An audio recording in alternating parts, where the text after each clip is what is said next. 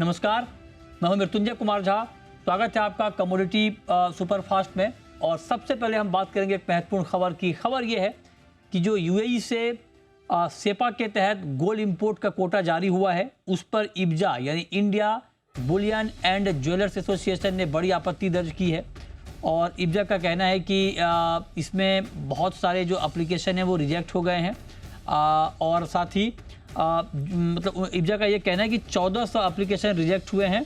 और इब्जा का ये कहना है कि 25 करोड़ से कम टर्नओवर वाले के एप्लीकेशन रिजेक्ट हुए हैं, जबकि ऐसा कोई प्रावधान नहीं था कि 25 करोड़ से कम वालों को कोटा नहीं मिलेगा।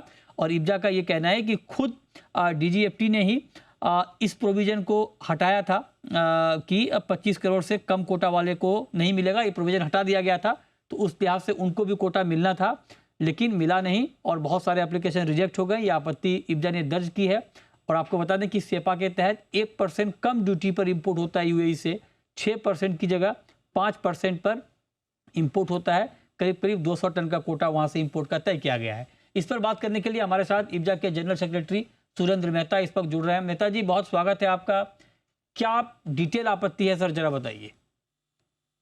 देखिए, जैसे आपने कहा, भारत और यूएई के बीच में एक कॉम्प्रिहेंसिव इकोनॉमिक पार्टनरशिप एग्रीमेंट है, जिसे हम सेपा एग्रीमेंट कहते हैं, जिसके तहत 1% कम ड्यूटी पर गोल्ड को इंपोर्ट किया जाता है।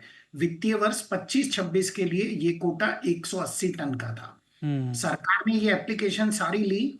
उस वक्त ऐसा कोई प्रावधान नहीं था कि 25 करोड़ से कम जिनके टर्नओवर हैं उन्हें कोटा नहीं मिलेगा।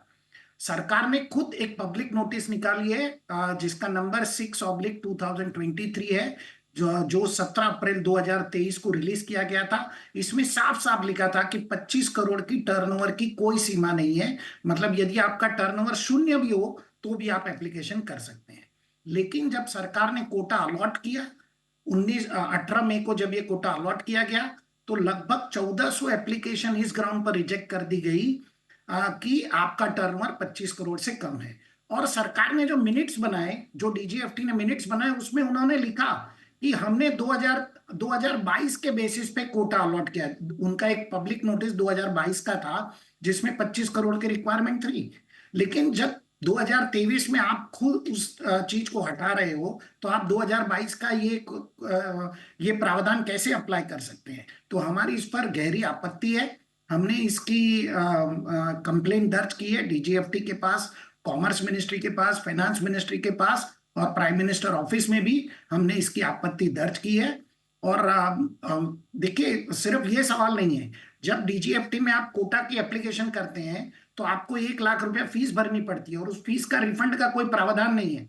मतलब सरकार को 14 करोड़ रुपया इन 1400 लोगों से फीस आ चुकी है, और अब सरकार कहती है कि हम तो 2022 के हिसाब से चलेंगे।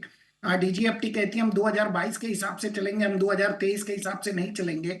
तो पहले ही बता देना था, तो ये बेचारे लोग कोटा अप्लाई नहीं करते। नहीं, वो आपकी बात ठीक है, लेकिन जहां तक फीस का सवाल है, अगर मान लीजिए ये 25 करोड़ से कम वालों को मिलता भी तो भी 1400 लोगों को नहीं मिल पाता ना, तो भी तो लिमिटेड लोगों को ही मिलता। क्यों? नहीं, ये 25 करोड़ से कम वालों को मिलना चाहिए था। मैं वो नहीं कह रहा हूँ, मैं तो आपकी फीस पे सवाल कर रहा हूँ। जो आपने कहा कि 1 लाख रुपए की फीस लोगों ने जमा की, उसका रिफंड का कोई प्रावधान नहीं है। तो वैसे भी जब मान लीजिए अगर इनको मिलता भी तो सबको तो नहीं मिलता, मैं ये कहना चाह रहा हूँ। तो वैसे भी रिफंड सभी को मिलता, सभी को अच्छा, सभी को मिलता। ओके ओके, 180 टन को उन्हें इस तरह से बाइफरकेशन करना, अच्छा, सबको मिलता कि सभी को, जिन्होंने भी 2960 एप्लीकेशन आई थी, अच्छा, सबको मिलता, तो ये कोटा दिया जाना था। राइट। अब मेरा दूसरा सवाल ये है, क्योंकि आप कह रहे हैं कि 25 करोड़ से कम टर्नओवर वालों को भी मिलना था, जिनका 0 है उनको भी मिलना था। तो क्या, अगर मैं आपसे ये पूछूं कि ये आपको कैसे मालूम कि जिनके एप्लीकेशन रद्द हुए हैं वो टर्नओवर के आधार पे ही हुए हैं? हो सकता है कि उसमें कुछ और खामी हो, उसके आधार पे रद्द किया गया हो।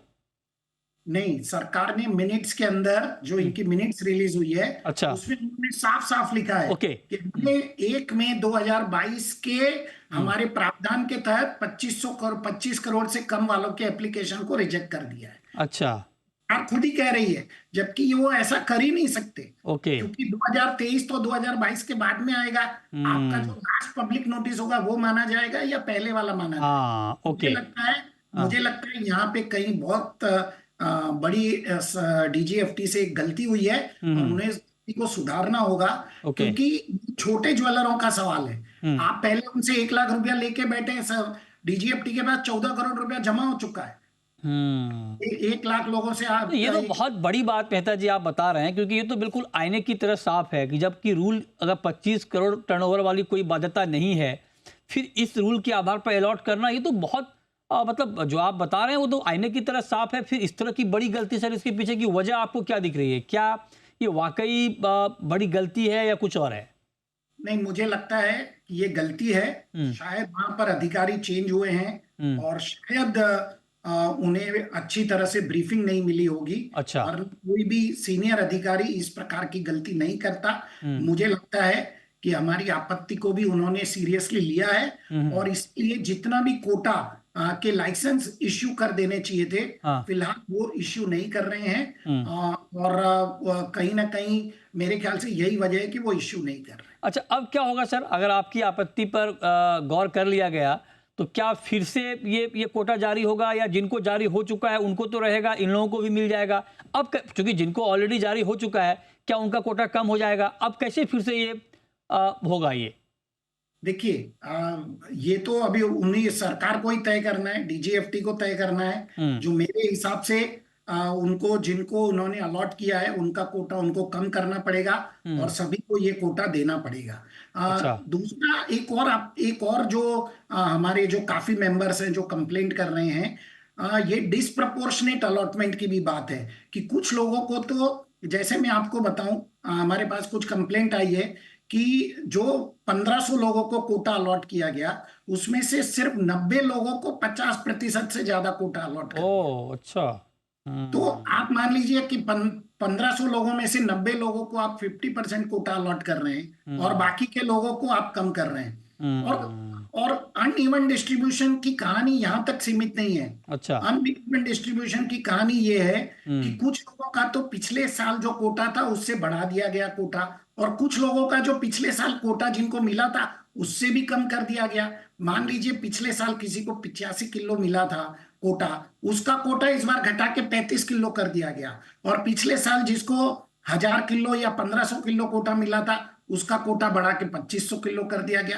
तो मेरे ख्याल से कहीं ना कहीं ये अनइवन डिस्ट्रीब्यूशन का भी मामला है। सरकार के पास एक विकल्प रहता है कि सितंबर के बाद वो इसको रिव्यू करते हैं और अनयूटिलाइज कोटा को वो जिन लोगों ने यूटिलाइज किया है उनको दे देते हैं। तो वो विकल्प सरकार को सितंबर में इस्तेमाल करना चाहिए था। सितंबर में 2025 में रिव्यू करने के बाद उस पर आज ही क्यों डिसीजन ले लिया गया, ये थोड़ा सा हमारे मेंबर्स की तरफ से जिसको भी हम दर्ज कर। ठीक है, आप आपत्ति दर्ज कर रहे हैं, आप अपनी बात कह रहे हैं। देखते हैं कि इस पर डीजीएफटी का क्या जवाब आता है। क्या उनके दिमाग में कुछ और चल रहा है, क्या कुछ और फार्मूला था या कुछ और बेसिस था जिसके आधार पर ये किया गया है? उनका जवाब आना ज़रूरी है। और ये जो आपने आपत्ति दर्ज की है, देखते हैं सर आपका कोई कम्युनिकेशन हुआ, कोई रिप्लाई वहाँ से आया डीजीएफटी की तरफ से जो आपने कंप्लेंट किया है मेहता जी? जी बिल्कुल। जब हमने प्रधानमंत्री कार्यालय में इसकी कंप्लेंट की तो वहां से एक ऑफिसर अपॉइंट होता है जिनके पास में विजिलेंस का भी डिपार्टमेंट है। तो हमारे हिसाब से डीजीएफटी में ऑफिसर ऑलरेडी अपॉइंट हो गए हैं। हमें वित्त मंत्रालय से भी एक रिटर्न में कम्युनिकेशन आया है कि हमारी जो आपत्ति है वो कंसर्न डिपार्टमेंट को, डीजीएफटी को भेज दी गई है। तो मेरे ख्याल से हम काफी आश्वस्त हैं और मुझे लगता है कि इस पर बहुत ही जल्द एक अच्छा निराकरण करके आएगा जो सबके लिए फायदेमंद। ठीक है, बहुत शुक्रिया मेहता जी आपका हमारे साथ जुड़ने के लिए और इस खबर पर डिटेल में बात करने के लिए। देखते हैं इसके ऊपर जो भी अपडेट आएगा डीजीएफटी की तरफ से, सरकार की तरफ से, वो भी हम आपके सामने रखेंगे। बहुत शुक्रिया आपका हमारे साथ जुड़ने के लिए।